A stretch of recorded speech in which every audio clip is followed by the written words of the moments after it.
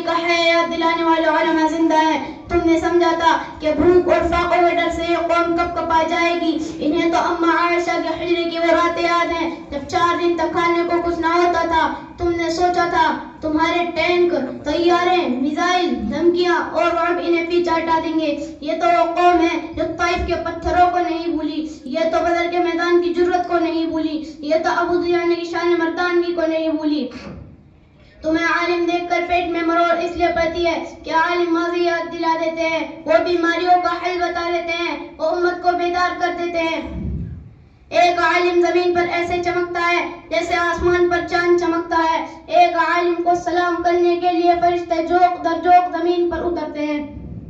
اے والدین، اپنے بیٹوں کو اسکول اور کالج کی غلاظتوں میں ڈالنے والوں، خدا کی قسم اگر تمہیں کسی طالب علم دین کی عظمت کا اندازہ ہو جائے، کسی حافظ قرآن، کسی حافظ حدیث کی عظمت سمجھ آ جائے تو تم اپنے بیٹوں کو اس خون کے کالے دروازے یعنی نظام باطل پر نہ بھیجتے، تم اپنی بچیوں کو نہ بھیجتے، تم مدرسوں کے دروازوں پر آ کر جھک جاتے. تم جان لو صحابہ کرام رضوان اللہ علیہم اجمعین ایک ایک حدیث کے لیے سینکڑوں میلوں کے سفر کرتے تھے، مہینوں مہینوں کی مسافت طے کرتے تھے. کیونکہ وہ جانتے تھے جب تک علم زندہ ہے دین زندہ ہے. جب علم مٹ جائے گا دین مٹ جائے گا، اور جب دین مٹ جائے گا اللہ تعالیٰ زمین کو برباد کر دے گا.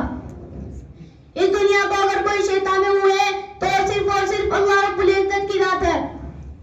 قرآن و سنت کا علم، کتاب و فقہ کا علم، انہی علوم کی برکت سے آسمان سے بارش برس رہی ہے، زمین سے غلہ نکل رہا ہے، سورج میں تپش ہے، چاند چمک رہا ہے، روزی اتر رہی ہے. اور سنو، جب علماء ختم ہو جائیں گے لوگ جاہلوں کو اپنا سردار بنائیں گے.